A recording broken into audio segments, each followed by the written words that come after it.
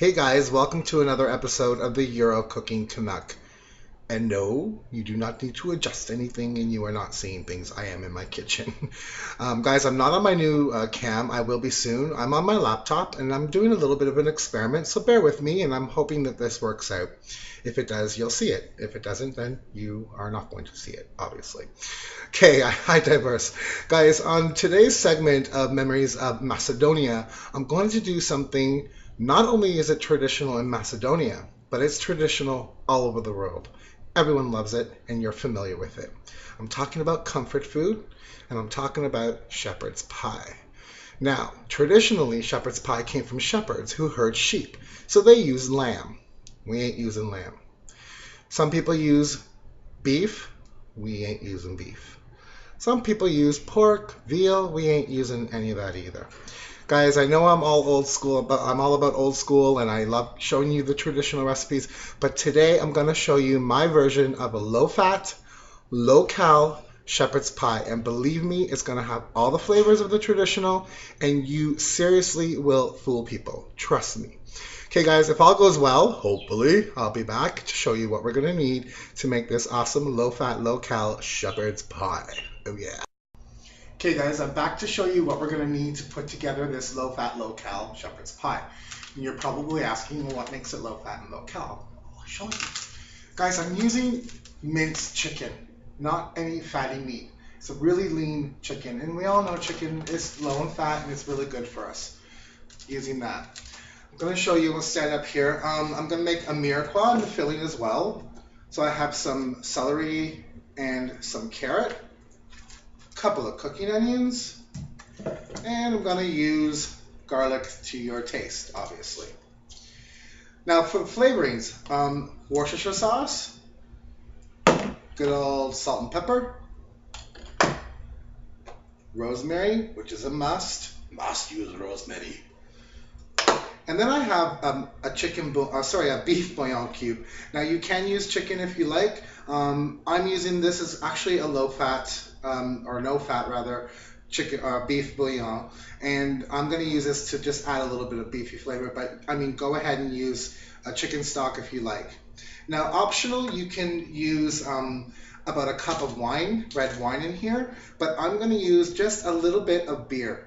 Now, guys, I know beer is not low-fat or low-cal, but this amount is going to go into a whole dish. It's not going to be eaten in one get-go. And guys, this shepherd's pie, or any shepherd's pie for that matter, freezes really well. So if you have some extra left over, portion it out, pop it in the freezer, and when you're ready for it, just heat it through. Bob's your uncle. Now, you're probably asking, what about mashed potatoes? Potatoes are fattening and they're high in carbs, and yeah, they are. So we're not using them. Guys, what I'm going to use is cauliflower. Yeah, I know. Trust me on it. Trust me. You will fool people. Trust me on this. Now, take a look. This is interesting. I don't want to drip everywhere, but take a look at cauliflower. Doesn't it look like a brain? Yeah. There is a very smart group of people out there who have figured out that the veggies and fruits that we eat look like certain parts of our body, and that particular veggie or fruit helps out that part of the body.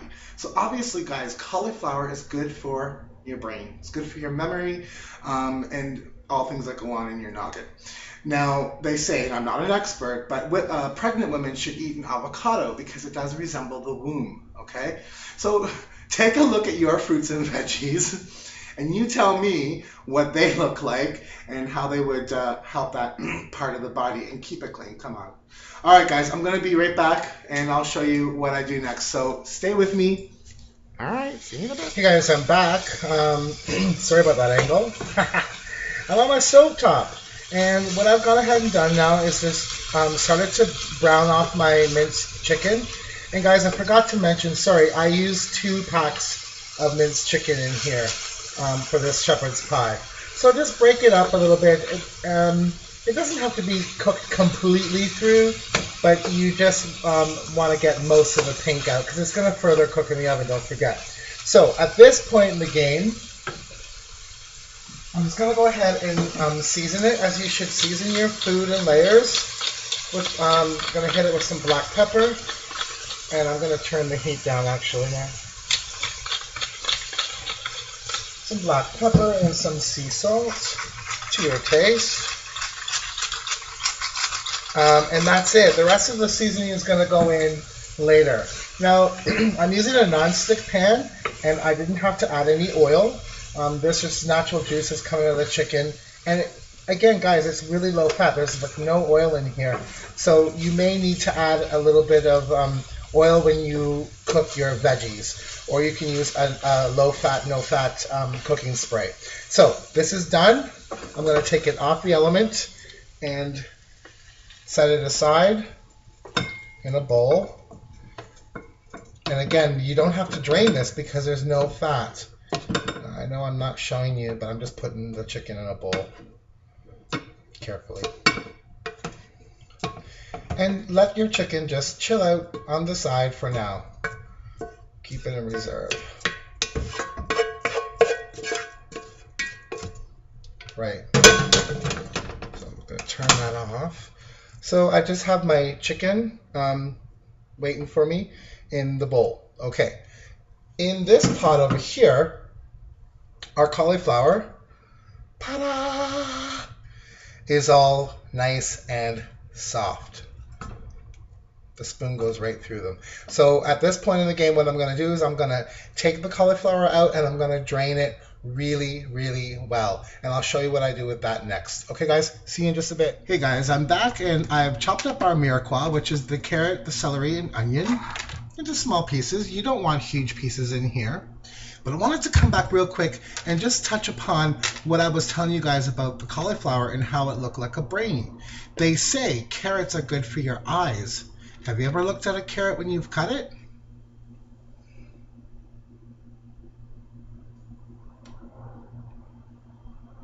Looks like an eye to me.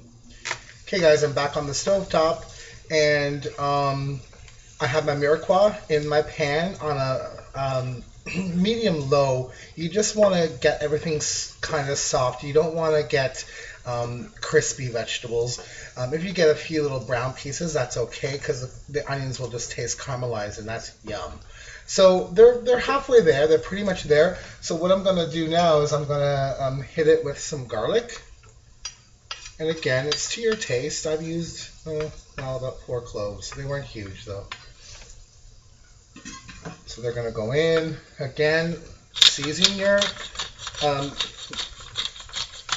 recipes in layers. Everything you add needs to have that next layer of flavor.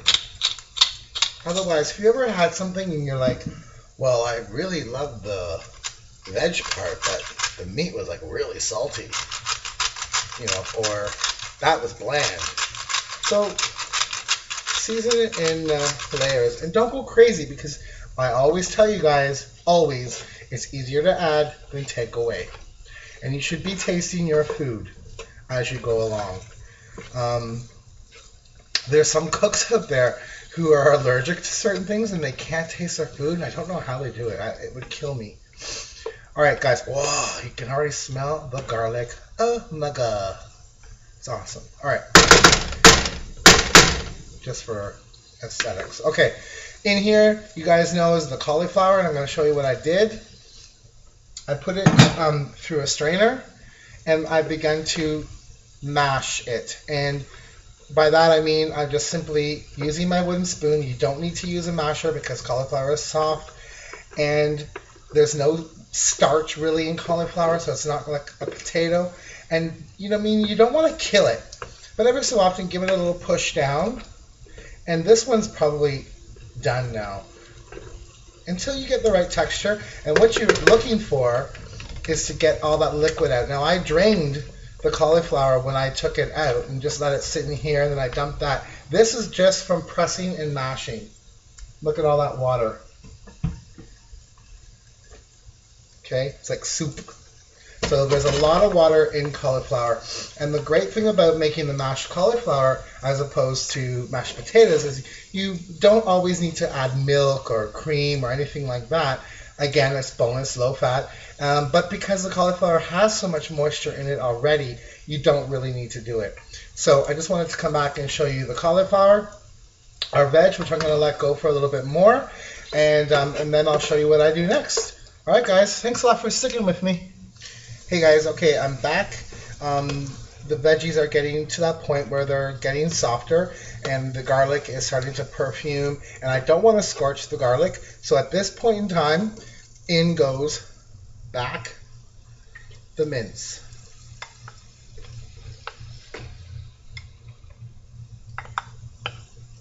All right. Beautiful. This is my sink. Right. So at this point, now what you're going to want to do is we're going to go ahead and add our flavorings, our seasonings. So I'm just going to crank up the heat now, probably to like a medium high.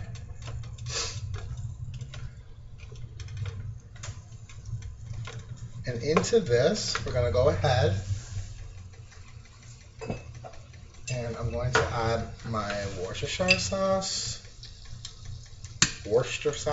however you want to call it. And this is to taste, guys, how much you prefer. I happen to really love the taste, and I think it works well with shepherd's pie. And guys, for 1 tablespoon of Worcestershire, there's 0 calories and 0 fat, by the way. Yeah. And I'm going to go ahead with my rosemary. I have dried rosemary. I do have fresh out in the garden, but I was just too lazy to go pick some. And I always tell you guys about dried herbs. If the recipe calls for fresh and you're only using dried, use half and just give it a rub. It releases its oils, and out it comes.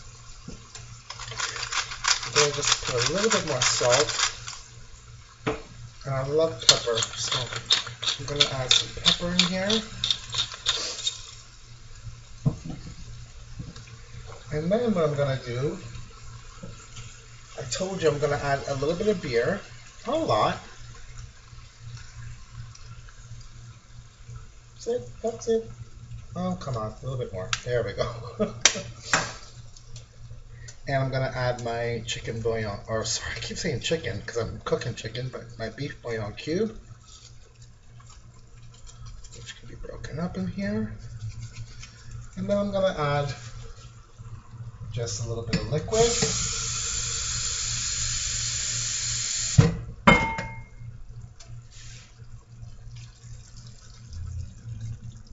Like so. And lastly, just about a tablespoon of flour, guys. Now, don't be afraid of using the flour. It's not going to kill, you know, this low-fat meal. The amount of flour I'm using is really minimal, and it's just to thicken it up a little bit. It's about a tablespoon. I just eyeballed it there. So this is going to get all mixed up together, and I'm going to put this leave this on the medium-high heat until it starts to thicken up, and then I'll be back and tell you what's next. Okay, guys, I just tasted this, and holy Hannah. Oh, is it ever good. I'm telling you guys, if you serve this to your friends, your family, your loved ones, whoever, they are not going to know how healthy they are eating. And it's starting to really nicely thicken up, as you can see. Look at that. So at this point, I'm going to turn down the heat to a medium low. And the last addition, and it's something that I forgot to tell you guys about, and again, it's optional, is some peas. And I have some frozen peas here, and they're going to be added in. And don't worry if they're still a little frozen. They thaw out. All right. And again, the amount of peas you add is to your liking. I happen to love peas. And it's funny, I love peas and I'm always forgetting them. Like, oh, the peas! So that's a nice mixture there. That's a nice melody. That's, oh, guys, look at that. And the flavor and the smell, spot on. Dead spot on. So now, guys, I've turned this right down to a medium low, actually, yeah, medium low, which would be about a 3 if you're using electric. And what I'm going to do is I'm just going to let this go just for a little bit longer, just to make sure that my carrots are going to be soft enough, because they are the hardest vegetable in here. And the texture isn't perfect for me. So at this point, I'm just going to put my lid on, and I'm going to start my cauliflower. You guys, wow.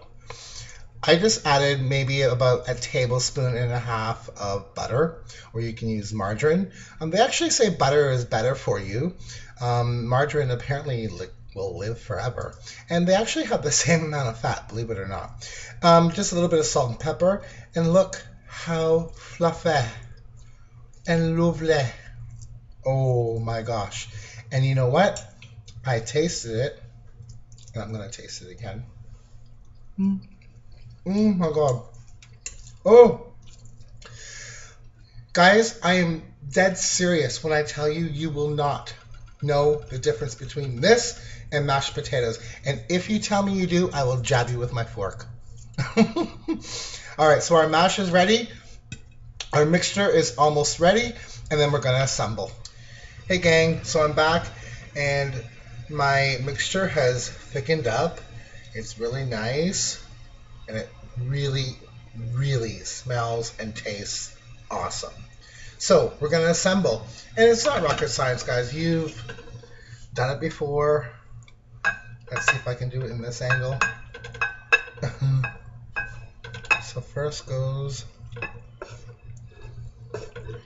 your meat mixture.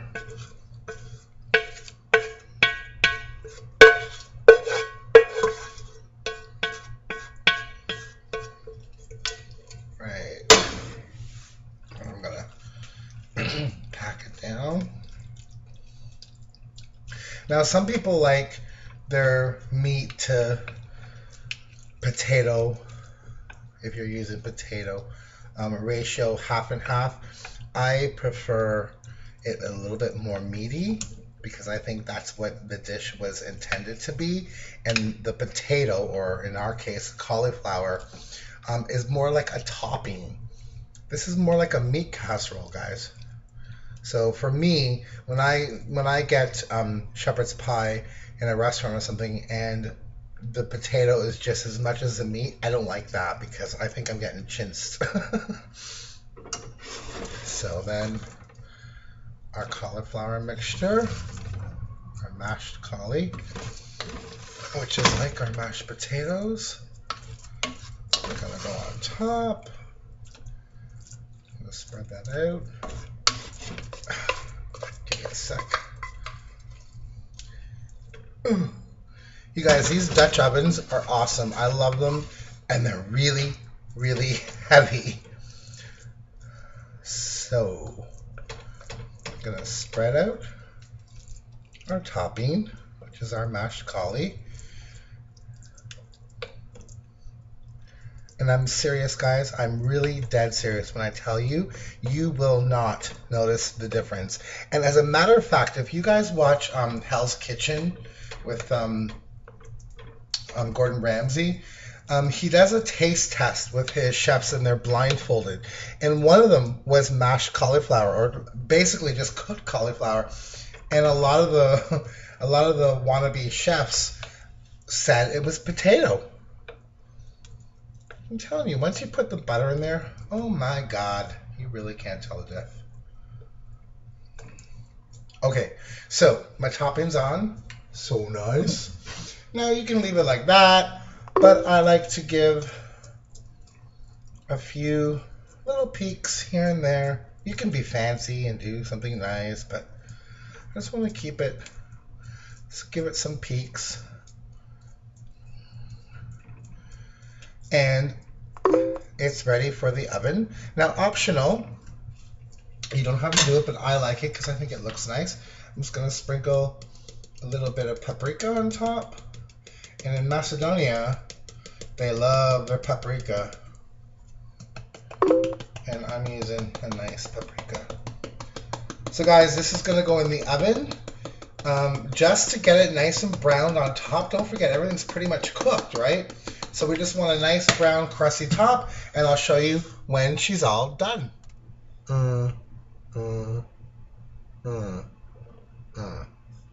Okay, guys, it's done, and I'm gonna show you.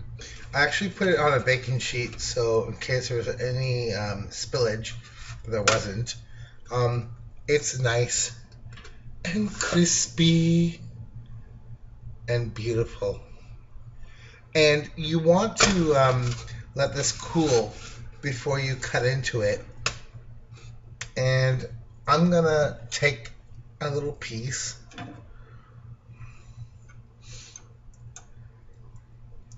don't want to burn my mouth off, but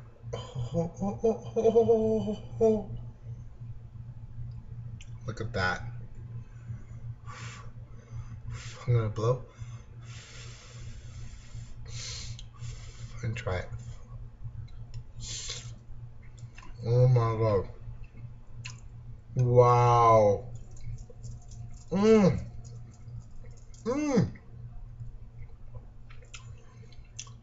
You guys, seriously, honestly, no lie, nobody will ever tell that you used mashed cauliflower. Nobody. I can guarantee it. And if I served this today in Macedonia, I'm sure everybody would not tell that I use mashed cauliflower and I use minced chicken. Because with the spices and the way we've done this tonight, guys, there's no way anybody can tell. No way, seriously. And I'm a foodie. There's no way. So guys, I hope you try this recipe. Taste the flavors of Macedonia. Taste the flavors. This is the flavors of the world. And you guys, thank you so much for watching. It's so good. And we'll see you next time on Memories of Macedonia. Ciao.